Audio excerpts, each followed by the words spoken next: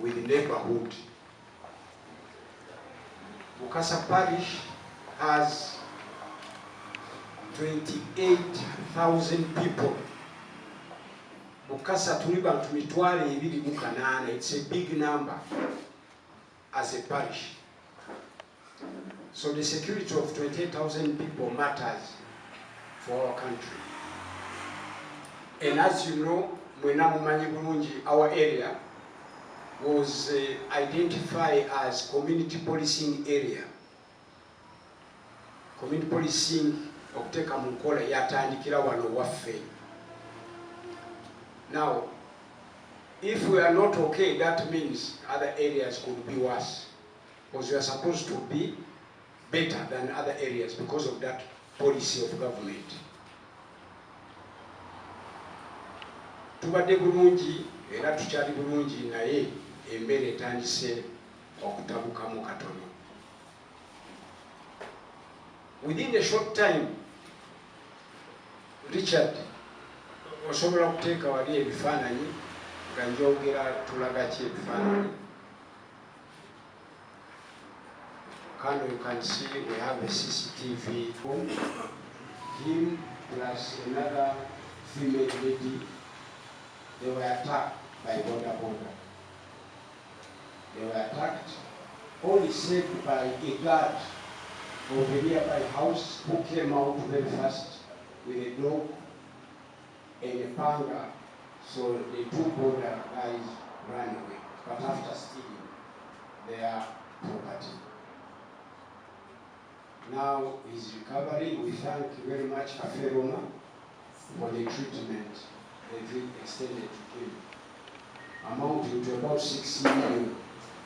Kati ababoda bajja kupa simu ya mitwalo 2 ne bakulekera ebiwundu bya minyaze ekiro ne bamukuba ababoda n'adduka mpaka n'asanga ekikomera kiri open n'ayingira munda kyekyamutaasa. Oyo naye bamukuba munaku ziwedde.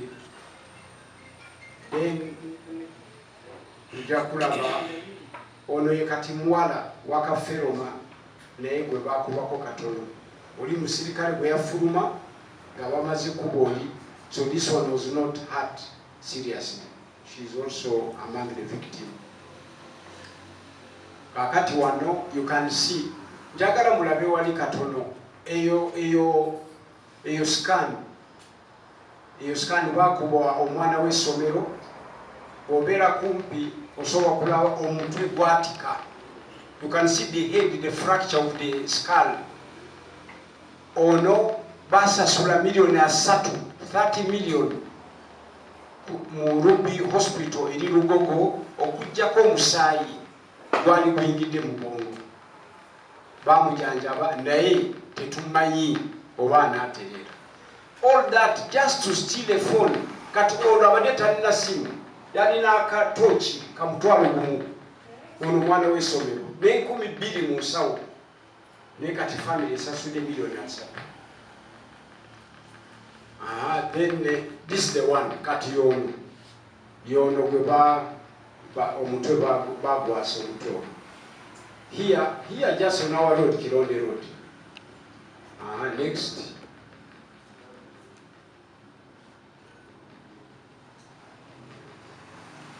Ono tumulabye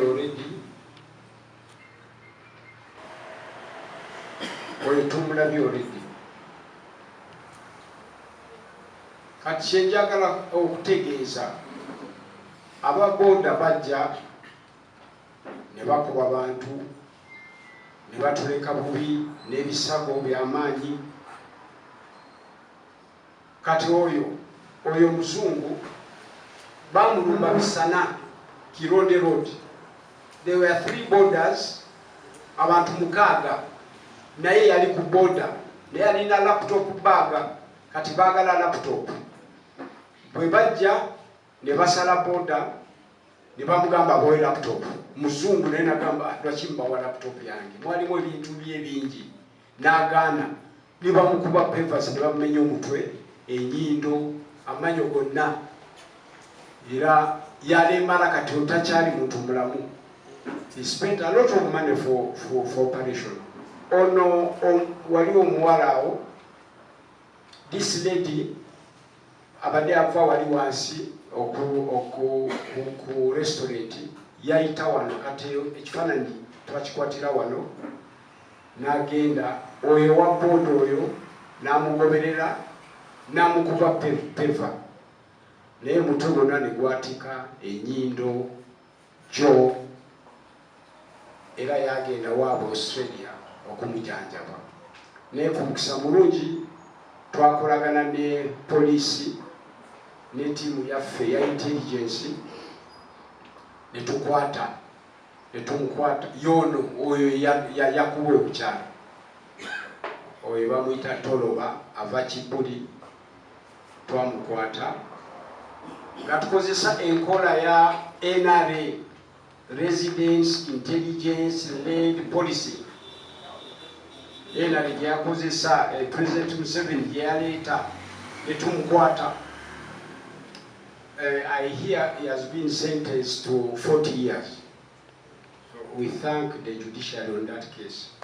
Kubanga abadde mutemu. Kakati ekifaananyi ekyo waliwo omuwala gwe baakuba nnyondo ku mutwe.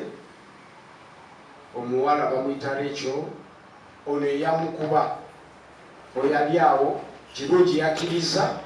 Mumanyi mwenna abaali muno ababeera bakozesa boda na mongo bamuyita Mwanje. Mwanje oyo yakuba omuzungu ku Laforent ne bamukwata myaka 5 mabega ne bamusiba myaka 4. He was sentenced for 4 years. When he came out from prison, within 2 months he went back again and hit that guy. Namukuba nnyondo ku mutwe ne ku mukisa mulungi bamukute. Twebaza abatuuze intelligence led policing, twebazeeyo kubanga police kambabulire police ekola yes naye kati information eva mu batuuze be bayamba police ne bagamba gundi. Kakati kamera zino eyo boda ye olaba boda eyo enamba ye boda after hitting the girl a camera captured that number. Tiyalaga muntu naye namba ya boda yakwata kamera ya civilian. Kakati bwe bakwata namba abantu bagamba eyo boda ya Mwanje era manguli bamukwata naye gana ne oluvanyuma n'akkiriza era n'awaayo munne bwe bayita Hassani bali babiri ku boda.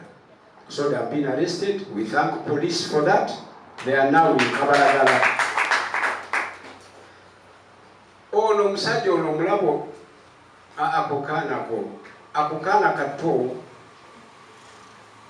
Okay, ono kati ava kusokoso. Tumusanga wano Muyenga abeera nga yeebase ku piki.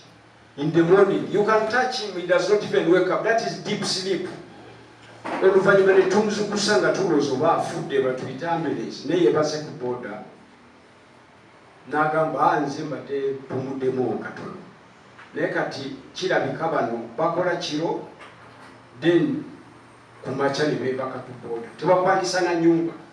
They don't even have address. Naye kiro batambula oba bakola biki tetumanyi. Ebyo byonna tujja kuteesako leero tulabe engeri y'okubagoba mu bitundu.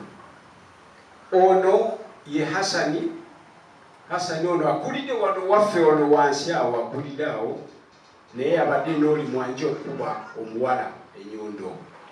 So he has also been arrested. He is at Kabalagala police. Kakati wano ekifaananyi tekirabika bulungi naye oyo bamuyita Yono. Stop there. This camera is our camera. Yabbawo wansi ku TMT yabba laptop navaawo nayita wano kamera yaffe nekola ki nemukwata nelaga ne namba bulungi nga tukozesa intelligence led policing again. Olaba kifaananyi kino tosobola kumutegeera yani, but using our intelligence netufuna kifaananyi kye Yono kati kirungi olaba kirabika ne tufuna information bamukwata ku Northern Bypass kati poliisi emunoonya yekwese naye kati akuba nnyo naye oli eyo namba ye ya simu twagifunye kitegeeza poliisi esobola kunoonyereza namba nemukwata kakati I think we have finished now the demonstration nabbi nagenda Kansanga nagenda Bukoto nagenda Kawempe is mobile olwekyo twayise meeting tukole ki tuteese tuyise by law twagala kuyisa amateeka ku meeting yaffe ekyekigendwa kyaffe leero DPC you are most welcome twagala kuyisa iteeka kyekikulu obuyinza we have the power we have the mandate obuyinza tubulina tuyise ki mateeka gaffe kubanga poliisi egamba police eteeka mu nkola amateeka if there is no law police will not implement anything batuwa obuyinza bw'okuteeka amateeka gaffe tugateekeko then tulabe poliisi enagateeka mu nkola oba nedda naye ka tusobola kumenya poliisi oba bitongole bya security nga teri mateeka. So that's the purpose of this meeting. Border ziyitiridde border efuuse industry kituufu tuzeetaaga naye we have to control them. If we don't control the border we are in trouble. Amaboda basinga bantu balungi bakola omulimu gwabwe bulungi naye batono omulimu gurupu ntono yeeleesa obuzibu ate yonoonye bizinesi yaki ya boda. Kano there foreigners aba Eritrea babakuba nnyo ate babakuba bubi. So there is something sirowooza kubba koka waliwo kirala oku analysis gye tulina. Waliwo omusajja wali mu Eritrea boda zaali bbiri ne zimulumba akatambi tukalina ne bamusala ne bamuba bbaaga ye ekifo kyokugenda bamaze kubba biwedde ekifo kyokukola ki ne bagenda okukwata ejjinja bamukubi ku mutwe baase omutwe after stealing. So why?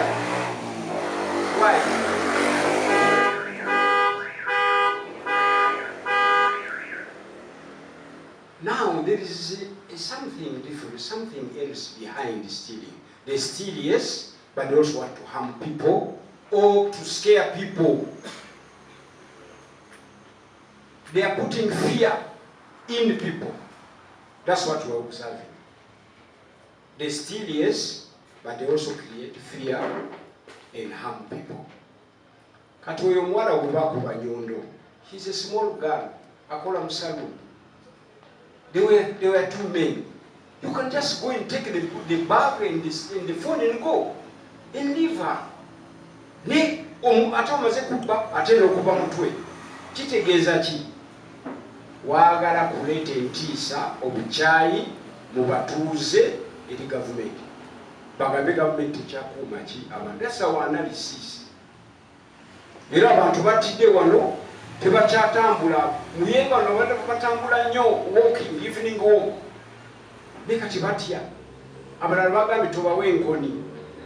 Era twaguze enkoni. Twaleese enkoni 100. Endala zira omujja kuziraba katubawa batambula at least n'enkoni. As one way of also scaring the border guy.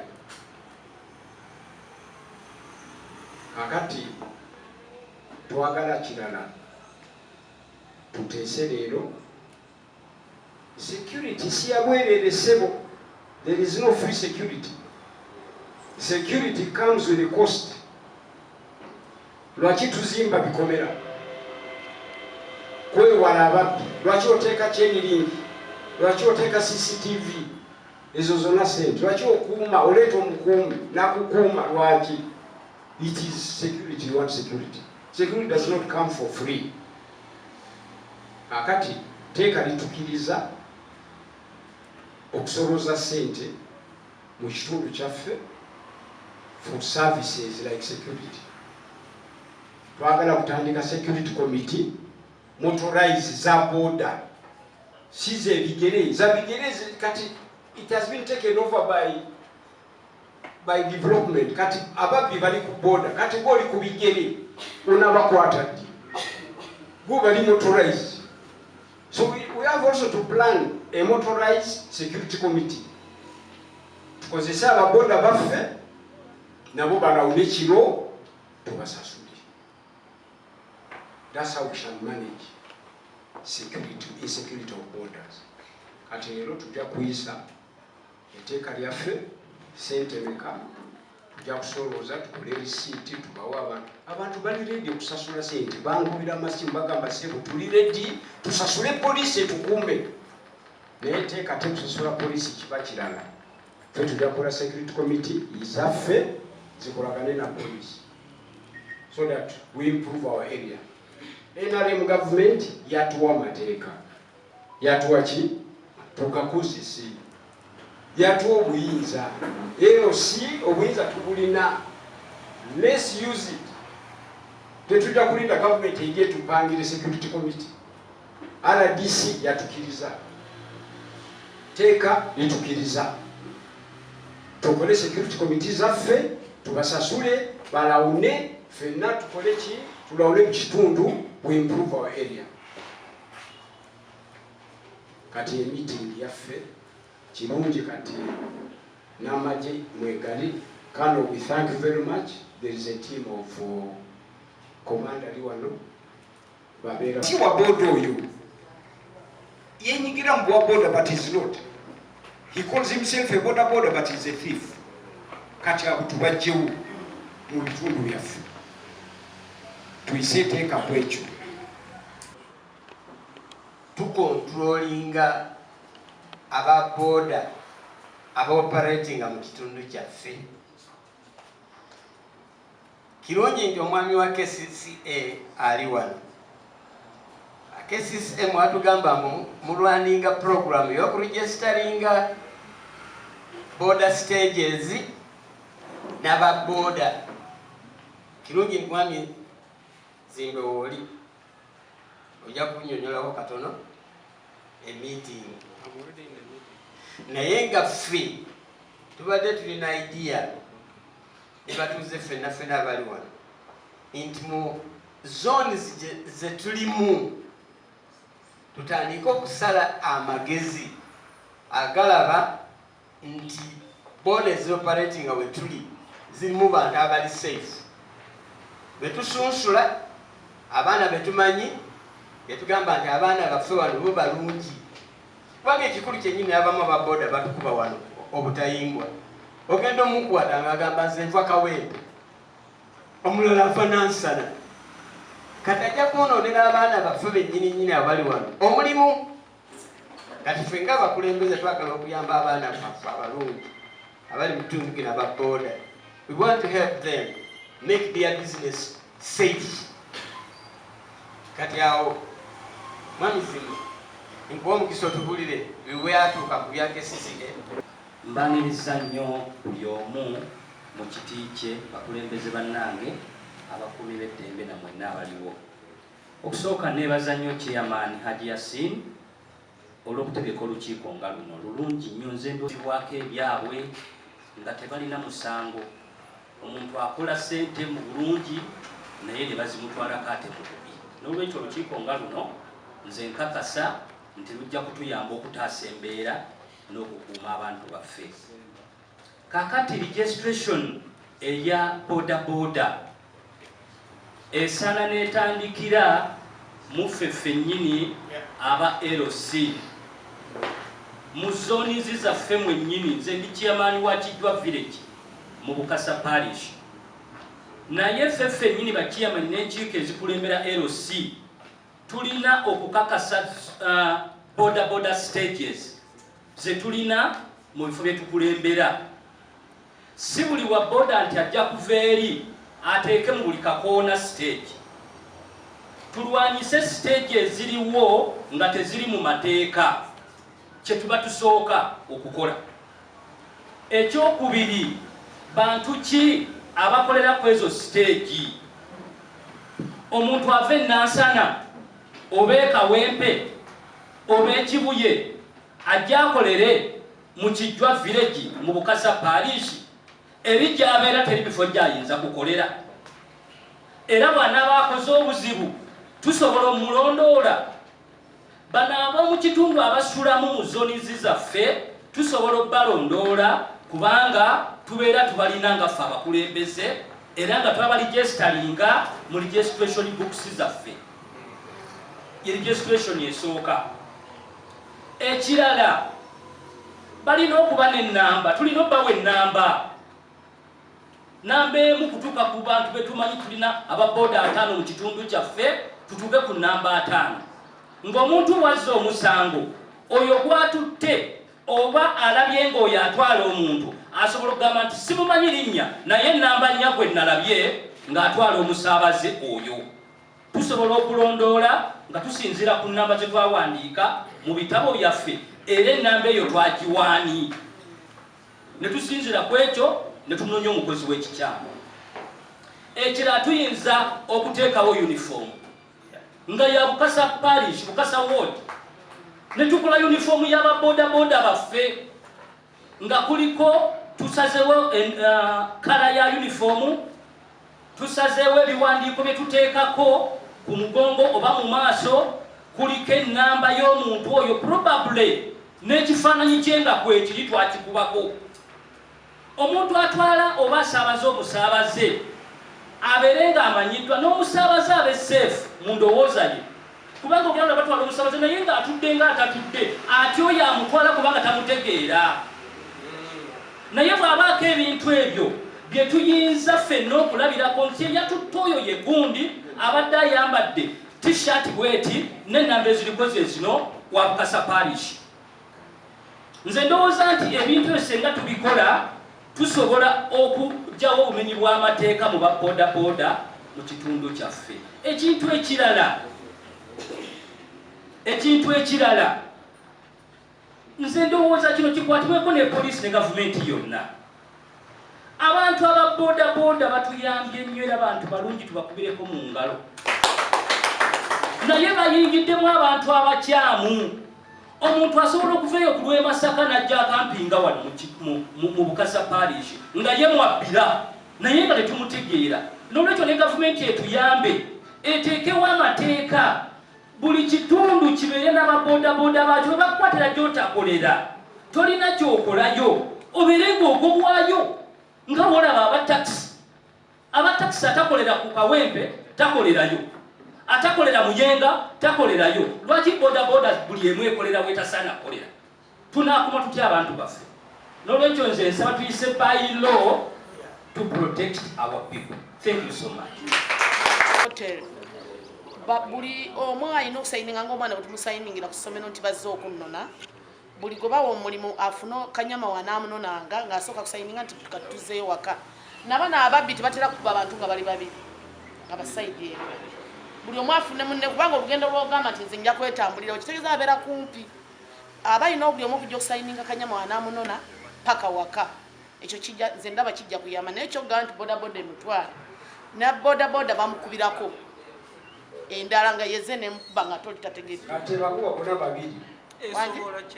Ababiri bwe babeera ababiri ate bayinza okubatyanga kuliko kanyama wa munonye ku mulimu nga mwana wese metugenda tukola ki ne tusayininga okujjayo omwana omutuusa waka.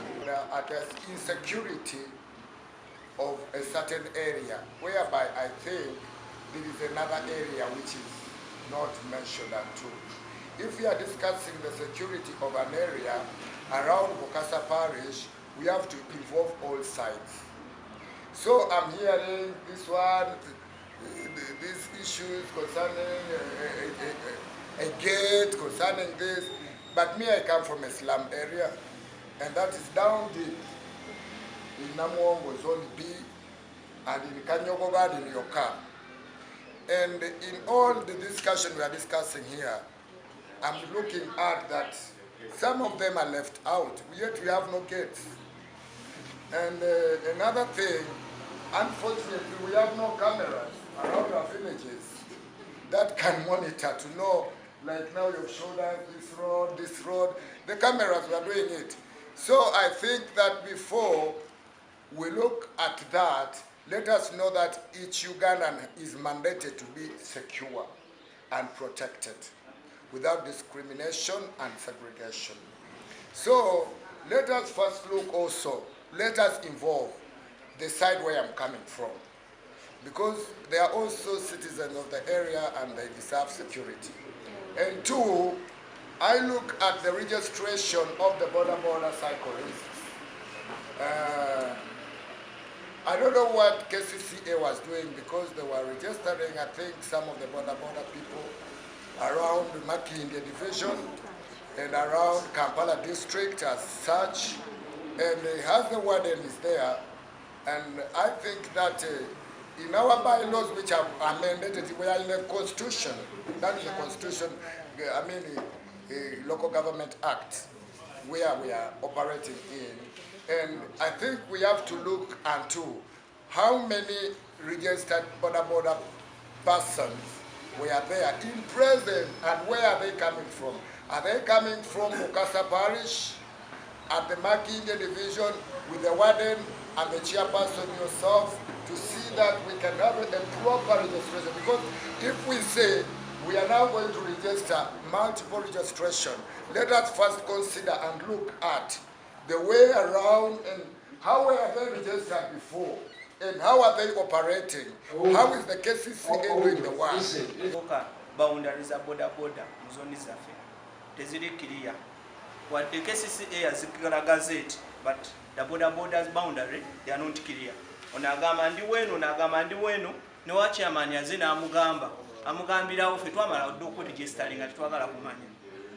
Ekyokulala baboda abasula mu zoni zaffe oba bakolera mu zoni zaffe tebalina IDs za LCs ez'enjawulo. Kuba mwakyegendereza tebakkiriza kujja ku registering ate tebakkiriza bawuuza awo babeera. So tukyatwetoololerawo we batyo naye gazeeti za bodaboda tezikyalo ziri makubo. Kati onaagamba ndi eno onaagamba ndi eno, ensonga yange eyo neyanziza. Kukyebukasa wali nagamba chairman otuwa tetulina lights ku Bukasa Road, tugenda eninga kwongera batuuka buli kanaku nze sijja vaayo gamba mbu mubbi nkuba enduulu, kubanga ovaayo naawe bakkuba kubanga tumulaba. So kyekyo chairman ekyange kyenjogerako. The DPC Kawaragara, and I'm glad to be here to be part of this deliberation about the security in Bukasa Muyenga. I thank the chairperson for the initiative once again, because we have always had these meetings, it's not the first. I always thank you for that initiative.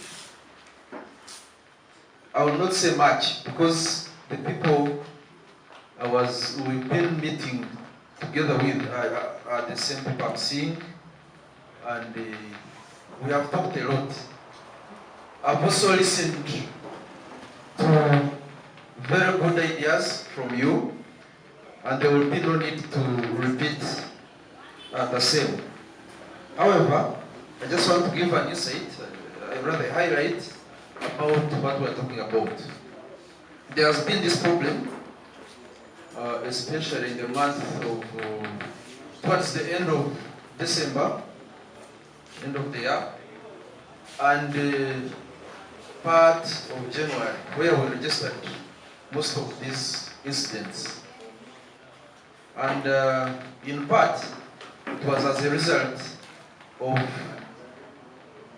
the concentration we had given to another mission. The good thing it ended, and when it ended, we embarked on operations, especially in areas of Muyenga and areas surrounding Muyenga. By the way, this upper Muyenga, ordinarily you would not have the thugs we are talking about. They come from somewhere, areas surrounding upper Muyenga. And that's where our operations have been concentrated. And I can report that just within February only, which is where we have only moved 19 days, 32 suspects in respect to the thuggery have already been arraigned in courts, others on remand. I'm told there are others who pleaded guilty and were convicted there and then.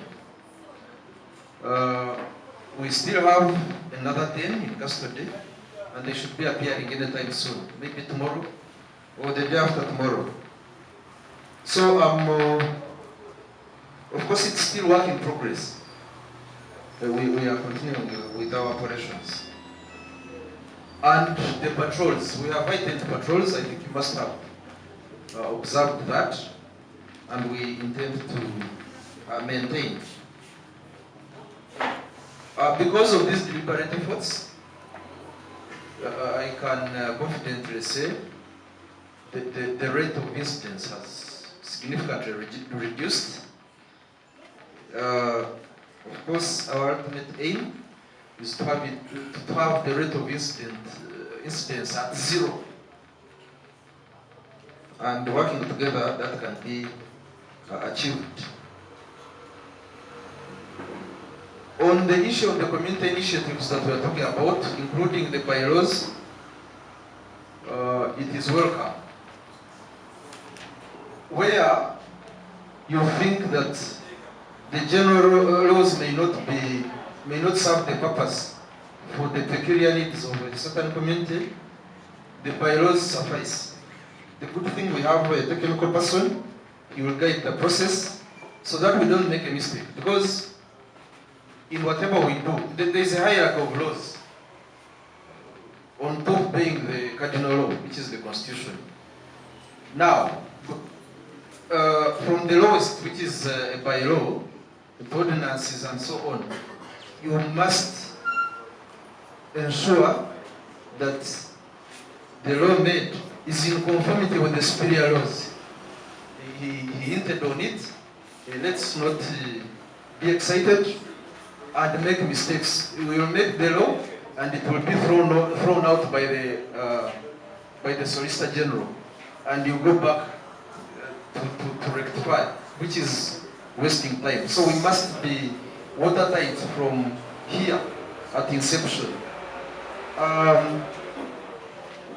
Of course, there are suggestions like having vigilantes. We have no problem with it. We've never had any problem with any effort that augments the security forces' effort to ensure security of communities. There is a suggestion that money be pulled and the vigilantes get paid. I want to make it very clear. We are not going to demand anything in as far as payment to us as the security forces. I think we'll amplify on that. We are paid. Every other 24th or thereabout, we get paid to serve the respective communities where we are serving. So there is no need again for paying of allowances. However, if it's a community initiative, initiated by the community and executed by the community, to the community members, that one is a different thing. We will have no problem. I just wanted to make it clear, especially to the members of the fourth estate. If we concentrated more, especially in the bylaw, more on the issue of the circuit televisions, the CCTV cameras. If there is room, Mr. Ward Administrator, if we have a window of making a bylaw requiring each person to have CCTV cameras at their premises, and especially capturing what happens out on the streets where they stay, that would do. If there is a window, I pray. Me, that's what would excite me most. Then, the issue of lighting. There's one of the platforms of Muyenga where I had an engagement with the members. I think it was Saturday evening, and I saw some people would be willing to contribute monies and have and install street lights. If it can be captured in this framework we are trying to come up with, I think it would help a lot. Of course, as we wait for KCC and Mr. Ward Administrator, this area is very dark and we shouldn't be like this. As the community initiates and puts up those cameras and street lighting, be thinking of improving lighting, of matching in general, because it's very dark. Tuli mu implementing anti buli muntu ateekeko security camera kyandibadde kirungi naye na bonna saawa zino abaziina kyeya tebatuyambye mbaziina naye tebasobola sharinga naffe senga wabaawo ekizibu kati kinaatugasa ki ffenna okuba nazo nga we cannot share the information. Bwensula balina kamera baba neiba ewa mwami fandiya mpini nengendayo nga LC twagala tufinding out bannange ababbye tusobola okwidentifyinga bodaboda gye bakozesezza tetwafuna buyambi. Of recent gundi ene yakabeerawo omuwala bano abakola ku kaferoma be bakubye abantu babiri balamba ku kkubo eryo balina kamera naye tetunafuna buyambi gye bali bw'okubira ono protocol ate kubira oli bw'omukubira nti ate kubira ono so tekijja kutuyamba. Wabula kyekigendo tuyamba kyeki abantu twezeemu omutima gw'olwa Sseruganda n'okulumirirwani nti leero kiri wange enkya kigenda okuba ewuwo. So bwe tunaba tetusomesezza abantu baffe empisa zino ez'okumanya mulirwanaawo n'engeri gy'okolaganamu ne mulirwanaawo tetujja kufuna kye twetaaga. Kakyali tulina okwongerako senga omuntu oba ne kamera eyo ne footage nga tubaddewo ekizibu ekibadde kigenze mu maaso n'ogaana okusharinga naffe kitegeeza bwomu ku babbi. Nze that is what I believe. Kubanga yes bwogaana okusharinga nange gambye bakubiddewo n'ogaana okumpa that means gwe okweka omubbi oyo omumanyi okitegeera.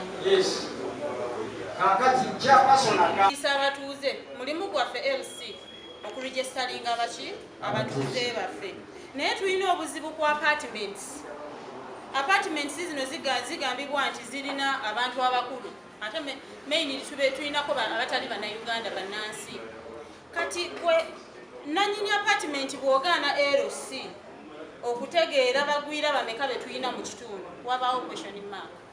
Kati nako njagala kuteeka eri omuntu yenna aganye okumuregisteringa wabeeko fine gye bamusako kuba ffe twetaaga okubamanya n'okubongera ku security kuba bw'omanya nti minisita gundi asula wano it means tuba kyonna kyonna ekibaawo kisooka ku ki. Thank you. Kakati had known to go like this, I would have told you what I'm going to do and leave a long time ago, because most of the things you are talking about, yes, they are security, but in an administrative nature, and mine is a different matter, and they would have solved it long for you and left you to continue doing what you are doing, which is also very good. I am happy to hear that our DPC is very active in the area. That makes a lot of sense for us. For us as UPDF, our job is to support police. They are the lead agency in whatever we do in Kampala. I want to thank you for inviting me. You sent me these pictures on my phone. I already have them. Although I will take this one for another discussion tomorrow in our bigger meeting in Kawempe, where some two generals will come to attend.